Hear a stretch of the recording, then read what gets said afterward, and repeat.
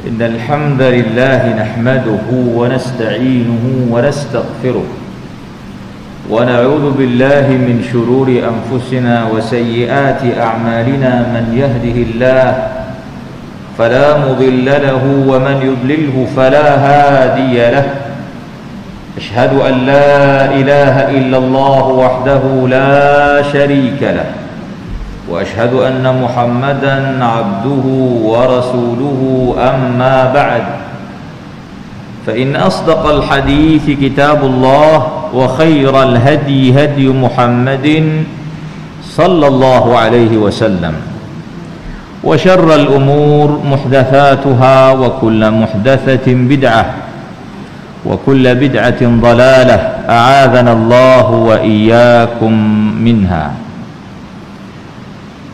Urusi surau Ustaz Saleh dan timnya, Jawatan Kuasa Masjid Surau, rahimakumullah.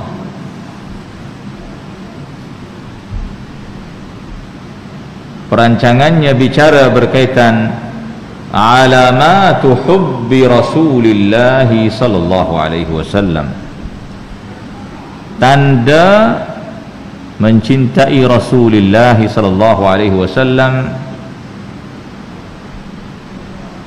yang merupakan cadangan kerana kita masih lagi berada dalam bulan Rabi'ul Awal. Modnya sekarang orang masih lagi bicara berkaitan Maulid Ar-Rasul. Maulid ke maulud?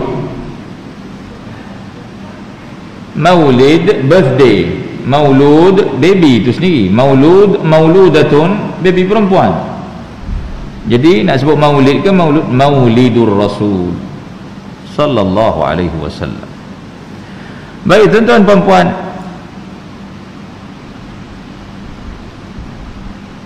mencintai Rasul sallallahu alaihi wasallam itu apa hukumnya? Sebenarnya kita ini ada pilihan atau tidak dalam mencintai Rasul. Boleh ke ada yang memilih saya biasa-biasa saja dan lain memilih saya mencintainya? Sebagai Muslim, sebenarnya tidak ada pilihan, kerana hubbu Rasulillahi wa mahabbatu Rasulillahi wajibah. Mencintai Rasul sallallahu alaihi wasallam itu wajib.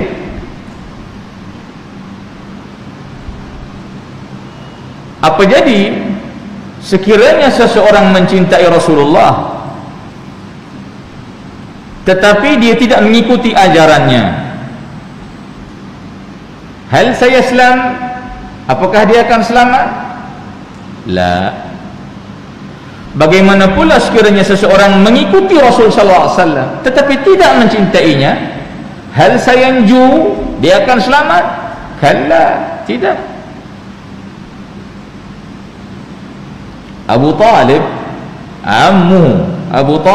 ammuhu kana yuhibbu Rasulullah, bukan kepalang cintanya kepada Rasulullah sallallahu alaihi wasallam, sehingga orang Quraisy yang namanya Abu Lahab, Abu Jahal, Abu Dapur dan sebagainya tidak boleh berbuat apa kepada Rasulullah sallallahu alaihi wasallam selagi wujudnya Abu Talib. Kana yuhibbu Rasulullah. Abu Talib ini memang benar-benar mencintai Rasulullah. Istrinya Fatimah juga turut mencintai Rasulullah, sehingga disebutkan dalam sirah anak-anak kecil lain, kerana Rasulullah SAW membesar di rumah Abu Talib. Anak-anak kecil lain bangun pagi bertahi mata, sedang Rasulullah dijaga oleh istri Abu Talib bangun pagi bercelak. Maknanya ditatangnya bagai minyak yang penuh. Kana yuhibbu Rasulullah, dia benar-benar mencintai Rasulullah SAW. Tetapi malangnya tidak dia ikuti Rasul SAW, tidak dia imani Rasul SAW. Aina nasiruhu? Kemana pergi Abu Talib? Cinta yang berdegang-degang itu apakah memanfaatkannya? La. Sebelah hadis sahih Muslim, inna min akhaffin nasi azaba, manusia yang paling ringan di kalangan orang kafir di neraka nanti Abu Talib. Kana yanta'il, dia dipakaikan kasut api menggelegak otaknya. Ni min syafaati Rasulillah, ni di antara syafaat Nabi kepada Abu Talib. Tetapi oleh kerana Abu Talib tidak termasuk orang yang Allah redha, syafaat Nabi tidak mampu mengeluarkannya dari neraka. Man dzal ladzi yashfa'u indahu illa bi'idnih, dalam ayat lain illa liman irtada. Syafaat itu tidak Allah izinkan melainkan kepada orang yang Allah redha. Wa qala wala yarda li ibadihi al-kufr, Allah tidak pernah meridai kekufuran. Abu Talib kana kafiran. Jadi syafaat Rasul SAW sebatas mengurangkan azabnya dalam neraka. Dikenakan bara api di kaki, menggelegak otaknya. Wa yaqul, itu pun dia berkata tidak ada lagi manusia yang paling teruk diazab lebih dari dia. Abu Talib ini insan yang Rasulullah inginkan keislamannya, sehingga di saat nazaknya Abu Talib, Rasul sallallahu alaihi wasallam duduk sebelah, ya ammi, wahai pakcikku, aslim, isyhad la ilaha illallah, kau tahu ajaran aku, sebut asyhad laka amam Allah, nanti aku jadi saksi untukmu di hadapan Allah Ta'ala. Abu Talib ni dia tak goyah lah, dia nampak ajaran Muhammad itu betul, dia nampak ajaran Muhammad itu betul. Tetapi di samping Rasulullah ada Abu Jahal, ada abu-abu pembesar-pembesar Quraisy, ada datuk-datuk tu. Wa nawara ilaihim, Abu Talib tengok, macam mana nak sebut asyhadu an la ilaha illallah tu tidak. Faqala Abu Jahal, berkata Abu Jahal, ya Abu Talib, atarghabu an millati Abdul Muttalib, wahai Abu Talib, kau dah tak suka dah ke dengan agama Abdul Muttalib? Wahai Abu Talib, tak suka dah dengan agama Abdul Muttalib? Akhirnya Abu Talib meninggal. Bal ala millati Abdul Muttalib. Habis dia meninggal dengan berkata, bahkan aku masih lagi di atas agama Abdul Muttalib. Laula irq, kalau bukan kerana malu dengan orang-orang Quraisy yang ada, mungkin saja dia masuk Islam. Ini tuan-tuan perempuan, masalah al-mar'u ala dini khalilih. Seseorang itu pasti akan berada di atas agama keliknya, kawan-kawan rapatnya. Jadi runtuh hati Rasul SAW. Dia berusaha agar Abu Talib masuk Islam, dia berusaha, tetapi Abu Talib tetap kekal dalam keadaan matinya dalam keadaan kufur. Itu betul-betul bahawasanya hidayah milik Allah. Innaka la tahdi man ahbabta walakinna Allah yahdi man yasha. Kau tidak mampu memberikan hidayah even kepada manusia yang paling kamu cintai. Siapa yang memberikan hidayah? Allah Azza wa Jalla. Melihatkan Abu Bakar radhiyallahu anhu, dia tahu sangat Abu Talib, Nabi SAW inginkan Abu Talib masuk Islam. Abu Bakar tengok Rasulullah memang beria-ria nakkan Abu Talib masuk Islam. Pada tahun pembukaan kota Makkah, termasuk yang masuk Islam semasa pembukaan kota Makkah bapaknya Abu Bakar, walidu Abi Bakr. Siapa nama bapak Abu Bakar? Namanya Uthman. Abu Bakar itu namanya apa? Abdullah. Dulu namanya Abdul Ka'bah, ditukar jadi Abdullah. Ayahnya Uthman, nama dia Abdullah bin Uthman. Cuma Uthman ini lebih terkenal dengan panggilan Abu Quhafah. Jadilah Abu Bakar ibnu Abi Quhafah. Semasa pembukaan kota Makkah, ayahanda Abu Bakar termasuk orang yang Allah pilih masuk Islam. Di saat dia ingin menyerahkan tangannya berbai'ah kepada Rasulullah, masuk Islam, asyhadu an la berbai'ah, baka Abu Bakar menangis. Jadi kita pasti menyangka gembira ayahnya masuk Islam. Rasul bertanya, ma yubkika ya Abu Bakar, kenapa kau menangis Abu Bakar? Qala wajidtu law anna hadhihi al-yad yadu Abi Talib. Kata Abu Bakar, aku begitu mengharapkan tangan tua yang berbai'ah kepada ini, alangkah bagusnya kalau tangan itu tangan Abu Talib, bukan tangan Uthman ayahandaku. Kerana aku melihat kau benar-benar nakkan Abu Talib masuk Islam. Memang aku gembira ayah Abu Bakar dengan Abu Talib tu sebayalah. klik. Cakap orang Jerman sak pantaran sebaya. Ya. Dia sebab itu mengenangkan keinginan Rasul SAW agar pakciknya masuk Islam. Abu Bakar teringat itu. Aku betul-betul mengharapkan, tak apalah bukan ayah aku, yang penting Abu Talib. Sebab Abu Bakar ini Abu Bakar itu betul-betul insan yang mencintai Rasulullah, sehingga kegembiraan Rasulullah merupakan kegembiraannya, kesedihan Rasulullah merupakan kesedihannya. Ada Abu Bakar.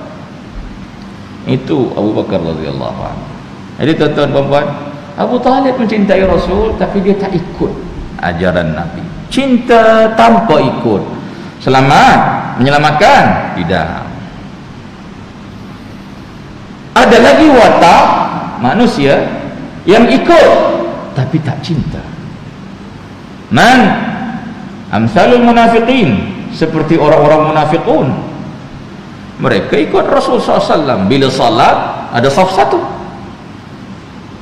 bila perang mereka juga pergi perang. Munafiqun pergi perang. Abdullah ibn Ubay ibn Salul, dia join perang. Bahkan dia pernah membekalkan seorang sahabi dengan kain kafan. Dia bagi itu dengan dendam kusmat, rasakan aku sponsor kafan kau. Abdullah bin Ubay bin Salul dia pergi perang. Ada sahabat yang gugur, dia yang bagi kain kafan. Sebab itu bila Nabi tengok dia bagi kain kafan, Nabi terkenang Abdullah bin Ubay bin Salul. Di saat Abdullah bin Ubay bin Salul mampus, pasal dia raisul munafiqin. Sebab memang dalam bahasa Arabnya pun dia kata halaka.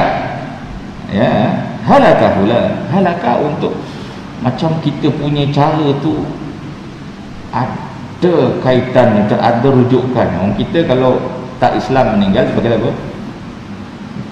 Tak dikata kok, tidak disebut meninggal dunia kan. Orang dulu kata mampus, fulan mampus. Memang kalau kita lihat dalam teks Arabnya, dalam hadis, semasa Abu Talib meninggal, Abu Talib itu bukannya Islam kan, yang memberitahu perkhabaran kewafatannya juga kepada Rasulullah, Ali, ya Rasulullah, inna ammaka dhal halaka. Kata Ali, wahai Rasulullah, pakcikmu yang sesat itu telah halaka, telah jahanam lah, halaka. Baik, semasa Abdullah bin Ubay bin Salul meninggal,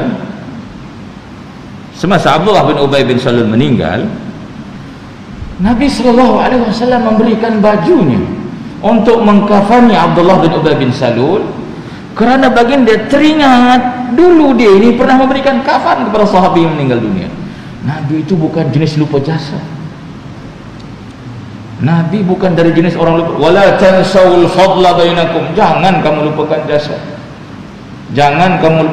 Nabi SAW hadis sahih, man sana'a ilaika ma'rufan fakafi'hu fa in lam tajid ma tukafi'uhu falyaqul jazakallahu khairan. Siapa saja yang berbuat baik kepada kamu, balas. Kalau kamu tak ada benda yang untuk dijadikan sebagai balasan, sebut jazakallahu khairan. Nabi SAW terkenang dulu dia pernah menyediakan kafan, maka Nabi berikan pakaiannya. Geram para sahabat semua. Sebab semua orang tahu, tidak ada yang ragu dan sangsi akan kemunafikan Abdullah bin Ubay bin Salul. Saya nak ceritanya, dia ni join perang, pergi masjid, bahkan Nabi SAW kenang dia semasa wafatnya. Sesudah itu Nabi bagi kain-kain kafan, ini untuk Abdullah bin Salul, kamu uruskan jenazah. Sahabat buat apa? Di kampusnya saja Abdullah bin Ubay bin Salul, di kampus. Rasulullah bertanya, mana jenazah? Sudah kami tanam. Keluarkan, uruskan jenazahnya macam orang lain. Nabi SAW mengambil jenazah Abdullah bin Salul dan dia meniupnya. Umar bin Al-Khattab radhiyallahu anhu lihat gerak, mengkek. Ini kan orang yang banyak. Humul ladina yaquluna dalam surat Al-Munafiqun, la in raja'na ila al-madinati la yukhrijanna al-a'azzu minha al-adhall walillahi. Ini kepala pengat yang bercakap ni. Jadi mereka terkenang semua watak-watak dan babak-babak kegeraman kepada Allah bin Ubay. Tapi Nabi SAW, Masya Allah, suatu bentuk muamalah yang berbeza. Yang pertama dibagikan kain kafan. Mereka tanam, Nabi suruh keluarkan sebab belum diurus. Sampai ke tahap Nabi ingin menyembahyangkan. Nabi ingin menyembahyangkan. Dah bunyi perintah, Nabi suruh salatkan. Pada masa itu Umar Al-Khattab radhiyallahu anhu tidak lagi boleh menahan kegeramannya. Fa'akabba, dan dia pun melompat depan Rasul. Dia peluk Rasulullah. Rasulullah, tak ingat tak Rasulullah? Dia ni yang cakap sekian-sekian, dia ni. Dan bukankah Allah Ta'ala berfirman dalam surah At-Taubah, in tastaghfir lahum, kalau kau istighfar 70 kali pun Allah tak akan ampunkan. Nabi kata boleh jadi 71, Allah ampunkan dia. Maka Abu Umar pegang tangan Rasul SAW, peluk Rasul, jangan sampai dia menyembahyangkannya. Tak lama kemudian turun firman Allah dalam surah At-Taubah, la taqum, jangan kamu berdiri menyembahyangkan mereka, mereka mati kufar. Dalam surah At-Taubah yang melarang umat Islam menyembahyangkan orang-orang munafiqun tatkala mereka meninggal dunia. Bila turun ayat tersebut, Umar pun tersentak. Dia kata, aku tak tahu macam mana pada hari tersebut aku boleh sampai hati. Mana ada orang berani halang Rasul? Tapi pada hari tersebut aku tak tahu jur'ati ala Rasulillah. Rupa-rupanya menjadi background turunnya firman Allah Ta'ala yang melarang muslimun menyembahyangkan orang-orang munafiqun. Munafik ini macam mana? Munafik aqadi, munafik i'tiqad. Munafik itu ada dua jenis, jangan dipukul rata. Munafik i'tiqad, mukhrij minal millah, mengeluarkan dari agama, seperti munafiknya kaum-kaum munafiqun di Madinah. Adapun munafik amal, kita pun tak terlepas. Ayatun nifaq salasa, tanda nifaq 3. Bila bercakap bohong, kita tak ada bohong, ada. Bila janji mungkir, ada. So dia merupakan dosa besar. Nifaq amali.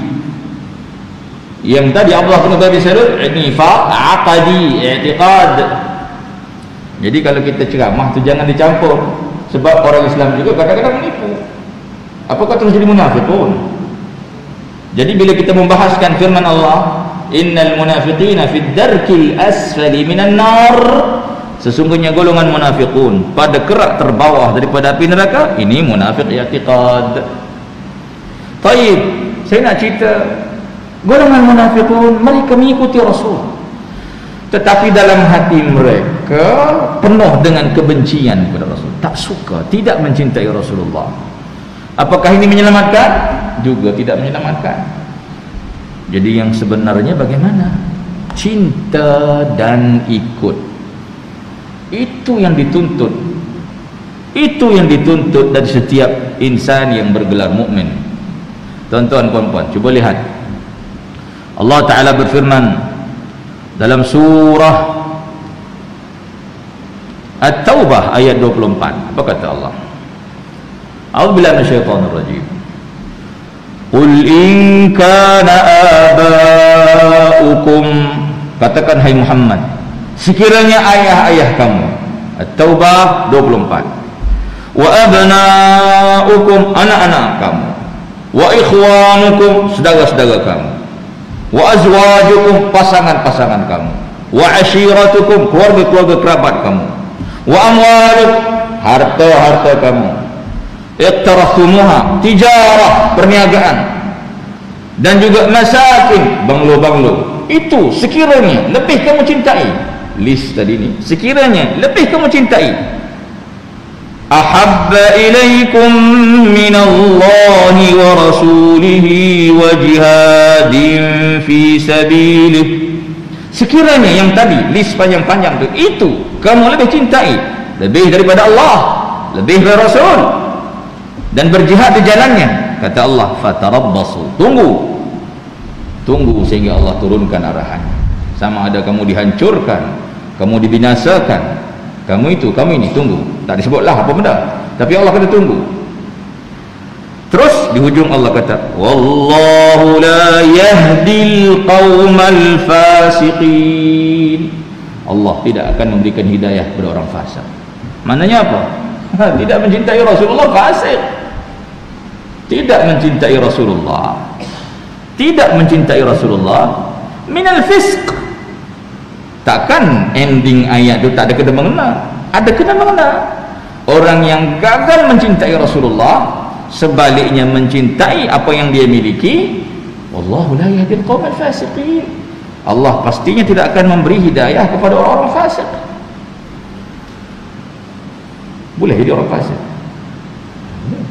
Mamnu'. Fasiqun macam usad, para penderhaka. Jadi mencintai Rasul sallallahu alaihi wasallam itu mandatori, wajib. Kalau Nabi kurang dicintai berbanding rumah, perniagaan, anak, isteri, ayah, kata Allah, fatarabbasu, tunggu, dan kamu tergolong di kalangan golongan orang-orang fasik. Baik, sekiranya Rasulullah sallallahu alaihi wasallam dicintai, sekiranya Rasul sallallahu alaihi wasallam dicintai, jadi apa pula? Tadi kita cakap dari tadi ni, mencintai Rasulullah itu wajib, mencintai Rasulullah itu perlu, suatu kewajipan, suatu tanggungjawab. Baik, kalau Rasulullah dicintai jadi apa? Apa yang kita bakal dapat kalau cinta Rasul? Tuan-tuan perempuan, kalau kita mencintai Rasul dapat apa? Dapat syafaat. Dapat syafaat semudah menjawab azan. Hadis sahih Nabi SAW bersabda, sesiapa yang mendengar azan kemudian dia menjawabnya, thumma sa'ala li alwasilah, kemudian dia ikut dengan Allahumma rabb hadhihi ad-da'wati tammah, okey, halat lahu syafaati yaumil qiyamah, nanti dia bakal dapat syafaatku pada hari kiamat. Maknanya ada give and take. Awak mintakan kepada saya wasilah, I bagi you syafaat. Halat lahu syafaati, halal untuknya syafaatku. Jadi syafaat Nabi SAW itu kita kena buat kerja baru dapat. Something you have to do. Baik, kalau kita mencintai Rasul SAW dapat apa? Pernah rasa nasi Arab?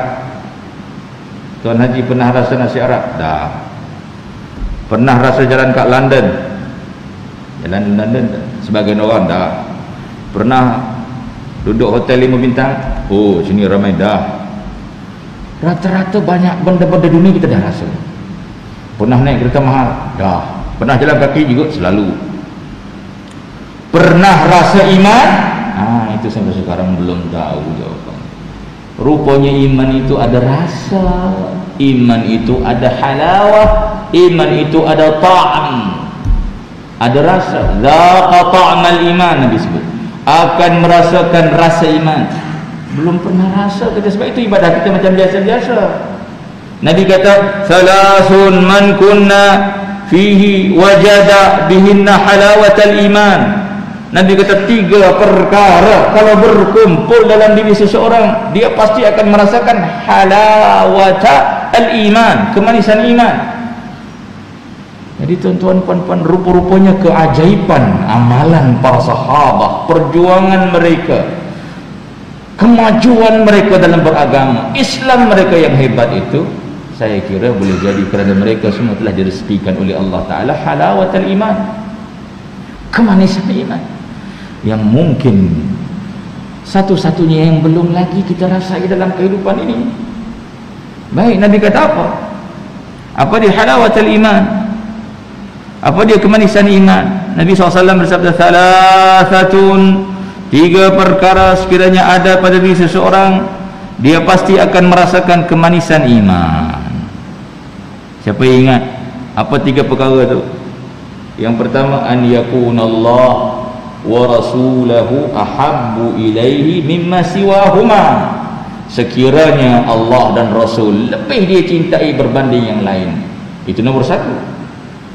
Nombor 2, wa an yuhibbal mar'a la yuhibbuhu illa lillah, dan dia mencintai saudara muslimnya, tidak dia mencintainya melainkan kerana Allah, bukan sebab dia orang kaya, bukan sebab dia itu. Kita ni kalau berkawan dengan orang biasanya ada kepentingan. Yang ketiga, an yakraha an ya'uda ilal kufri kama yakrahu an yuqdhafa fin nar, benci kembali kepada nonsense. Dulu sebelum Islam kita bagus, mungkin kita buat benda merapik-merapan, tak mau lagi kembali kepada benda-benda jahiliyah sebagaimana dia benci kalau dia dicampakkan ke dalam api.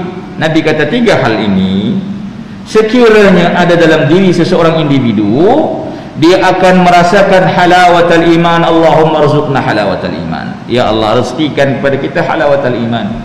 Tu yang Abu Bakar boleh dermakan segala hartanya, tu yang mereka boleh tak penat-penat pergi perang, tu yang mereka boleh kerana halawatul iman sudah mereka rasakan. Kita on off kan kita ini.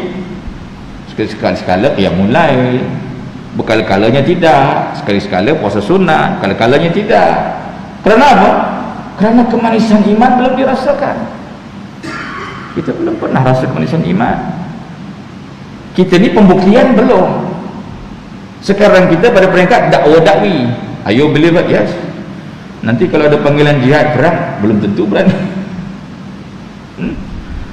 Suruh suntik aja banyak yang, suruh vaksin saja banyak yang yataraddadun.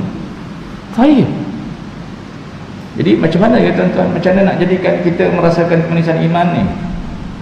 Mintalah kepada Allah Ta'ala dalam surah Al-Hujurat. Dalam surah Al-Hujurat ayat berapa? Cuba tengok surah Al-Hujurat. Wa'lamu anna fikum Rasulullah. Surah Al-Hujurat. Mari kita buka kalau tak mengantuk. Wa'lamu anna fikum, surah Al-Hujurat ayat 7. wa'lamu anna fikum Rasulullah law yuti'ukum fi kathirin minal amri la'anittum ولكن الله حبب إليكم الإيمان وزينه في قلوبكم وكره إليكم الكفر والفسوق والعصيان أولئك هم الراشدون. Apa maknanya? Tuan Haji ada jumpa maknanya? Tuan Haji ada translation? Cuba maksudnya.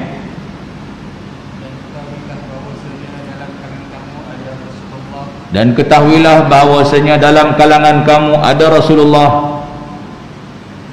Kalaulah ia menurut kehendak kamu dalam kebaikan perkara, itulah kamu akan mengalami kesukaran. Akan tetapi Rasulullah tidak menurut melainkan perkara yang diwahyukan kepadanya. Dan kamu wahai orang yang beriman adalah bersyukur kerana Allah menjadikan iman suatu perkara yang kamu cintai, serta diperhiaskannya dalam hati kamu, dan menjadikan kekufuran dan perbuatan fasik serta perbuatan derhaka itu perkara-perkara yang kamu benci. Masya Allah.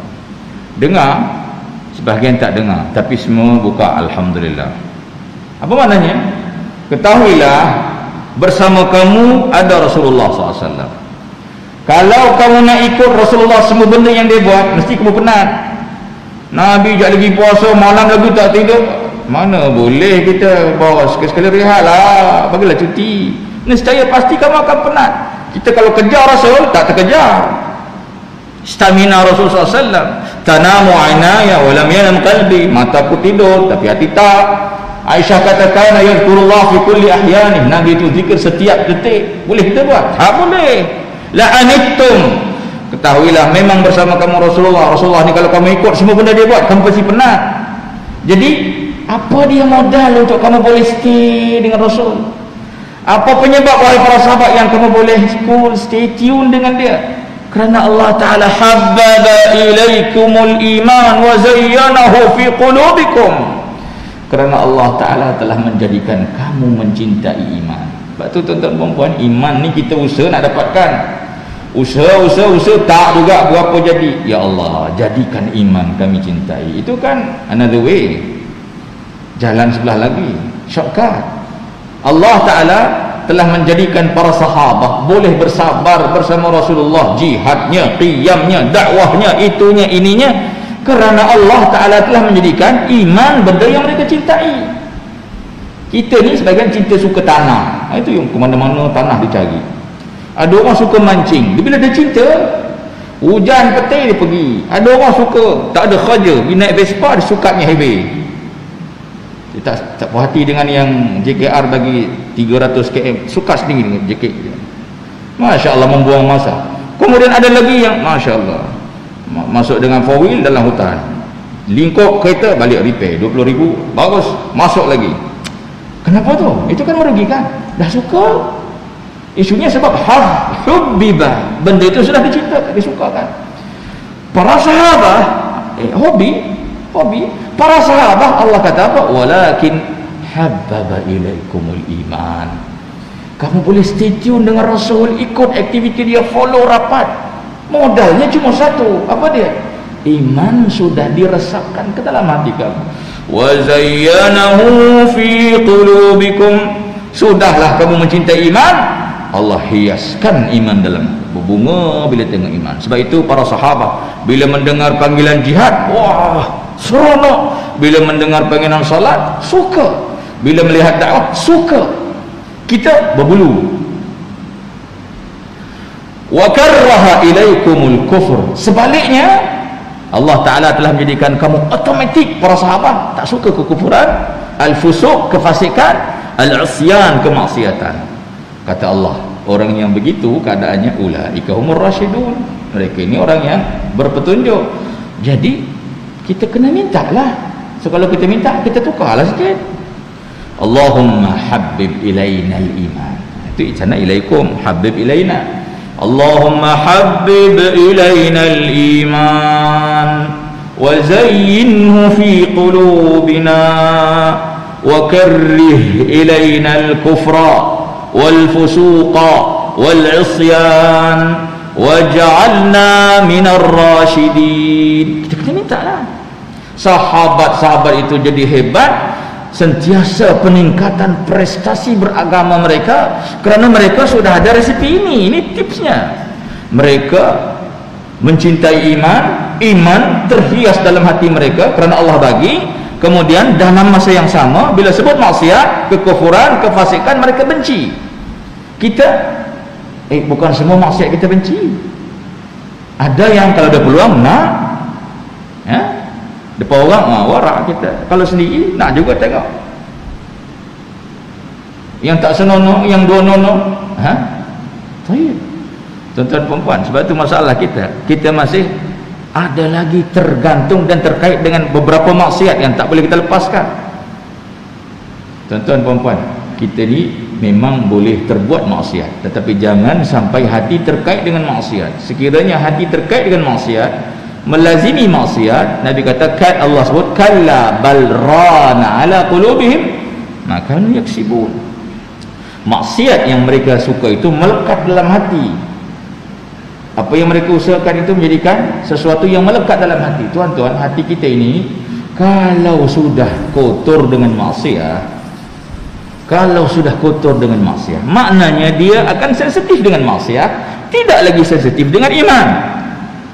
Wa nafsin wa ma sawaha fa alhamaha fujuraha wa taqwaha qad aflaha man zakkaha wa qad khaba man dassaha. Wa nafsin, kata Allah, dan jiwa dan apa yang melengkapkannya. Tuan-tuan perempuan, kita ni ada kecenderungan buat baik. Kalau dilatih, digilap, dia apa, lengkap jadi orang baik. Kan? Watak-watak baik ni budak-budak kecil, kalau digelap jadi baik. Kita ni ada kecenderungan jahat. Kalau di train, lengkap jadi penjahat. Wa man sawwaha, dan demi jiwa dan apa yang pelengkapnya. Fa alhamaha fujuraha wa taqwaha, kata Allah. Lagi Allah akan ilham, dan dia akan diilhamkan dengan dua benda. Ilham fujur, kejahatan, dan ilham taqwa. Setiap jiwa ni ada ilham, maknanya ada signal-signal kebaikan dan ada signal-signal taqwa. Kata Allah, qad aflaha man zakkaha, beruntunglah orang yang menyucikan hatinya, kerana kalau hatinya disucikan bersih, dia lebih tertarik dengan signal taqwa. Sebaliknya qad khaba man dassaha. Merugi, melingkup orang yang mengotorkannya. Kerana orang yang mengotorkan hatinya, dia lebih tertarik kepada fujuraha. Allahumma habbib ilaina al-iman. Sebab tu kalau kita minta kepada Allah, Allah jadikan kita mencintai iman, pasti di antara yang kita turut cintai Rasulullah sallallahu alaihi wasallam. Satu pun tanda belum saya sebut. Sudah bunyi azan dulu kan?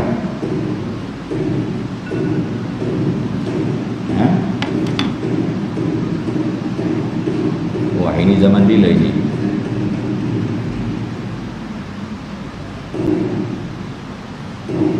Itu beduk betul ke beduk? Rakaman.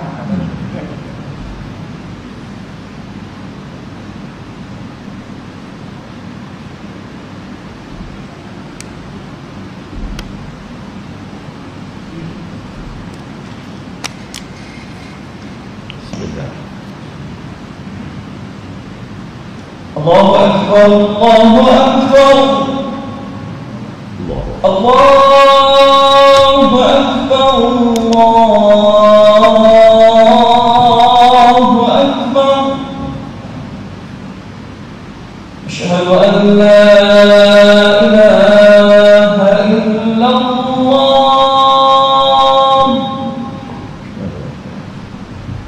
Asyhadu an la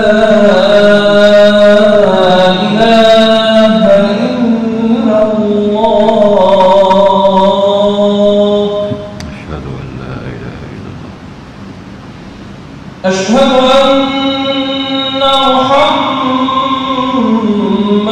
رسول الله. أشهد أن محمدا رسول الله.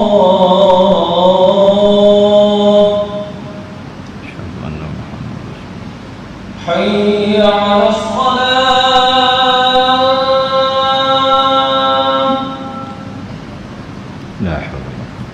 حي على الصلاة.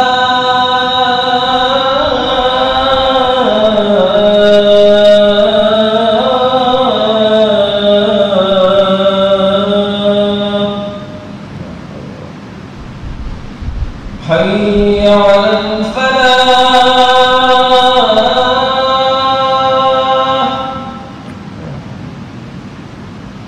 حي على الفلاح.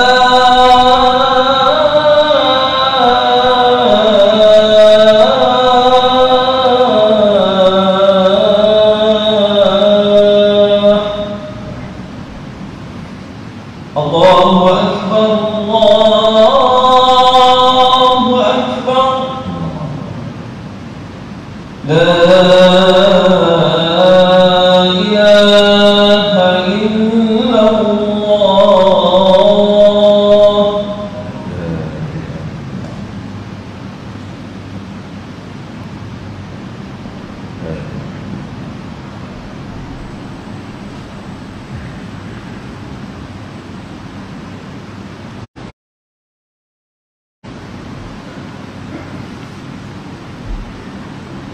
في الحديث جاء رجل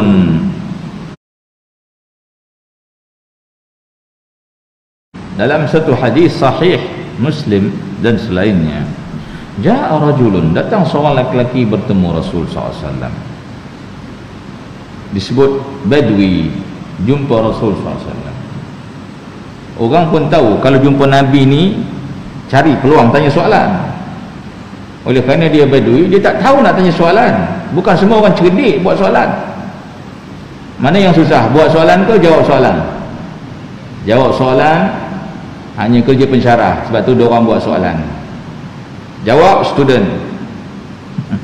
Bukan semua orang pandai tanya soalan. Badui ini jumpa Rasul, ini peluang. Dia tanya soalan. Tengok apa dia tanya. Ya Rasulullah, mata sa'ah? Rasulullah, bila kiamat? Kan tak cerdik. Dia tanya soalan yang Nabi pun tak ada jawapan. Ya Rasulullah, mata sa'atu? Ya Rasulullah, bila kiamat? Tengok Rasulullah SAW ini dicontohi. Sebagian orang kalau dah tinggi jadi profesor, dia tak suka soalan bodoh katanya. Suruh my dog answer, dia tak nak. Nabi SAW menjawabnya, tapi Nabi channelkan, ubah soalan itu kepada yang lebih dia perlukan dan lebih bermanfaat, lebih meaningful.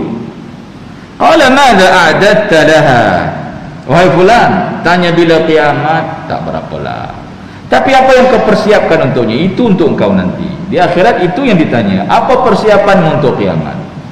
Bila kiamat bukan kerja engkau, kerja Tuhan. Oh betul juga. Qala ya Rasulullah, ma a'dadtu laha bi kathiri salatin wala qiyamin wala sadaqatin. Ya Rasulullah, truly speaking, memang untuk kiamat itu belum kupersiapkan salat yang banyak, belum juga sedekah yang banyak, bukan juga puasa yang banyak. Lakinni uhibbullah wa rasulah. Persiapanku untuk kiamat, kalau adalah ini je lah yang ada. Apa dia? Dalam diriku ini, dalam hatiku ini terselit cinta Allah dan Rasul. Faqala anta ma'aman ahbabta. Kalau begitu, itu sudah luar biasa. Kau bakal bersama dengan siapa yang kau cintai pada hari kiamat.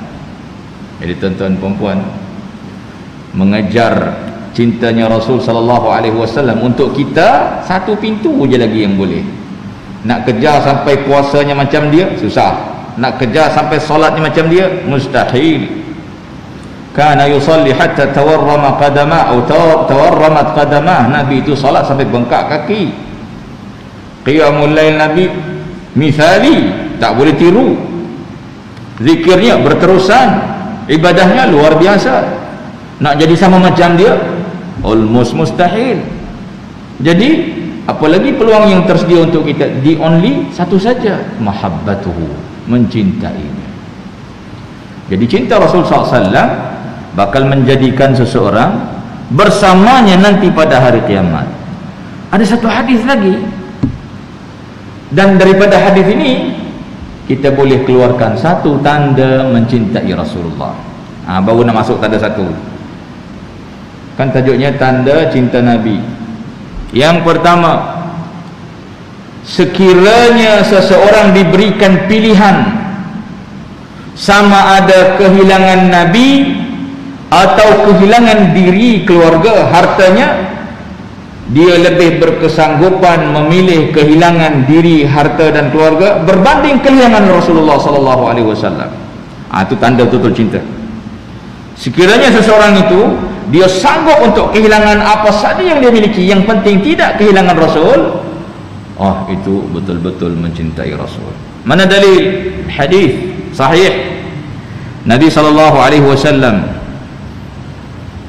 Nabi SAW bersabda, hadis Anas bin Malik, qala jaa rajulun ila Nabi, datang seorang laki-laki bertemu Rasul dan dia berkata, ya Rasulullah, innaka la ahabbu ilayya min nafsi. Dia ni di antara jamaah masjid, dia jumpa Rasul, ya Rasulullah, kau merupakan insan yang paling aku sayang, lebih daripada diriku, bahkan lebih daripada anak-anakku, lebih daripada istriku. I enjoy bila pergi masjid ni tengok kau, enjoy. Dan benda yang menyusahkan hatiku ialah bila balik rumah tak sabar nak tunggu subuh lagi, nak tengok kau pula. Tengok isteri terbayang Rasul, tengok makanan terbayang Rasul. Gila bayang dia dengan Rasulullah SAW. Dia gila bayang dengan Rasulullah SAW. Dia tak sabar untuk menunggu esok untuk menatap wajah Rasul kali kedua, kali berikutnya. Kata dia, wahai Rasulullah, itu okeylah, masih lagi boleh jumpa engkau subuh besok. Tapi yang menjadi kesedihanku sekarang dan yang menjadi bahan fikirku ini, wahai Rasul, ialah sampai bila macam ni? Nanti mesti sampai satu masa engkau meninggal dunia dan aku juga meninggal dunia. Kalau kau meninggal dunia, kau masuk syurga Firdaus, ditakdirkan aku masuk syurga, tak, kau duduk sebelah kau, mesti yang bawah. Itu jam tak jumpa lagi dah. So dia punya kerinduan sehingga dia fikir dalam syurga. Dia kata mesti di syurga nanti tidak ada lagi peluang. Sekarang ini walaupun ada peluang sikit-sikit, masih ada. Tapi nanti di syurga aku tak jumpa engkau. Mesti aku duduk syurga 7, engkau nombor 1. Walam yaruddu alaihi Rasulullah. Nabi dengar soalan macam tu, Nabi pun tak tahu nak jawab apa. Diam Rasul. Hatta nazala Jibril, sehinggalah Jibril alaihi salam turun dengan membawa ayat 69 surat An-Nisa. Surah An-Nisa ayat 69. Apa kata Allah? Wa man yuti'illah war rasul, sesiapa yang mentaati Allah dan Rasul, fa ulaika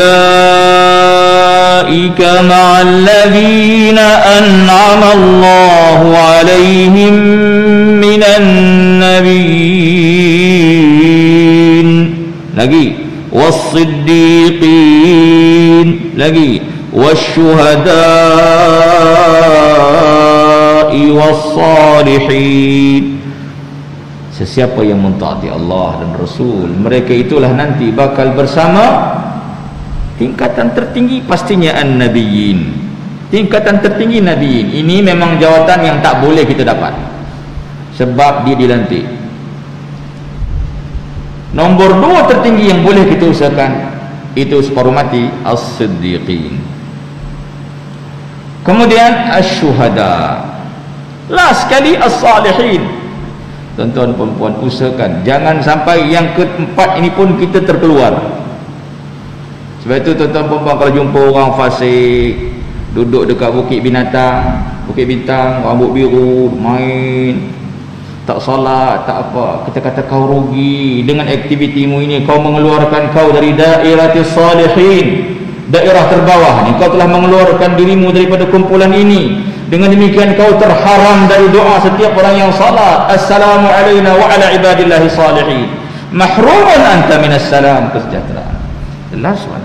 Ya, rugi ya. Bagi berapa bilion manusia salat, setiap salatnya assalamu alayna wa ala ibadillahi salihin. Baik tuan-tuan puan-puan, saya tak tahu berapa lama ni, dah habis kot ya. 8.20 dah? Cukup lah ya? Cukup lah kan? Dah 8.20?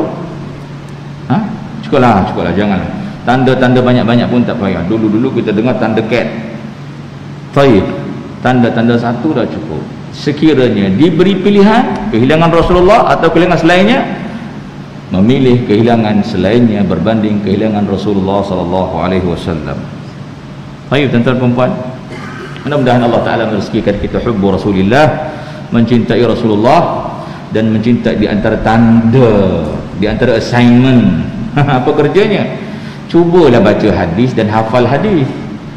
Kan kita ni besok kalau meninggal dunia, phone tinggal, baju jubah kita tinggal, apa yang kita bawa? Kafan aja plus apa yang ada dalam hati. Kalau dalam hati ada 30 juzuk Quran, ditanam bersamamu 30 juzuk Al-Quran. Kalau bersama ada beberapa hadis Nabi yang kau hafal, yes. So esok mudah-mudahan bila bertemu ditanya, ma dalilu hubbika li Rasulillah, apa bukti kau sudah mencintai Rasul dalam hidupmu? Aku telah berusaha menghafal beberapa hadisnya, aku ingat beberapa hadisnya. Tengok sebahagian sahabat Nabi, setelah kewafatan Rasul, kerja mereka apa dia? Mudhakaratul hadis, saling mudhakarah, mengingati hadis Rasul. Antaranya ada seorang sahabi, dia di Khurasan, dia pergi menziarahi satu jenazah, ataupun dia pergi menziarahi orang sakit yang baru saja meninggal dunia. Kemudian bila dia melihat orang meninggal dunia, dia melihat di dahinya ada keringat, ada peluh. Maka dia berkata kepada sahabatnya, atadhkuru hadithan, kau pernah ingat, kau masih ingat tak ada hadis Nabi? Nabi bersabda, mautul mu'mini bi'araqil jabin, meninggalnya mukmin itu dengan dahinya penuh keringat, itu tanda husnul khatimah. Yes, aku juga mengingatnya. Tengok sampai setiap situasi, keadaan yang mereka fikirkan, apa yang Rasulullah sebut berkaitan situasi ini. Anda tengok, dia merupakan satu proses pembelajaran yang berterusan, bukan hanya di dalam dewan kuliah. Mudah-mudahan Allah Ta'ala merezekikan kita untuk rajin membaca hadisnya, berusaha untuk menghafal sedikit daripadanya, dan juga kalau Allah Ta'ala merezekikan kita menghafal Al-Quran, mudah-mudahan dengan 2-3 usaha yang kita lakukan, ia merupakan hujjah Al-Quran memang hujjah kita depan Allah Ta'ala. Mudah-mudahan ia merupakan hujjah dan bukti cinta kita kepada Rasul SAW. Aqulu qawli hadha wa astaghfirullahal azim. Subhanakallahumma wa bihamdik, asyhadu an la ilaha illa ant, astaghfiruka wa atubu ilaik. Saya mohon maaf kalau ada salah silap. Sekadarnya itu saja.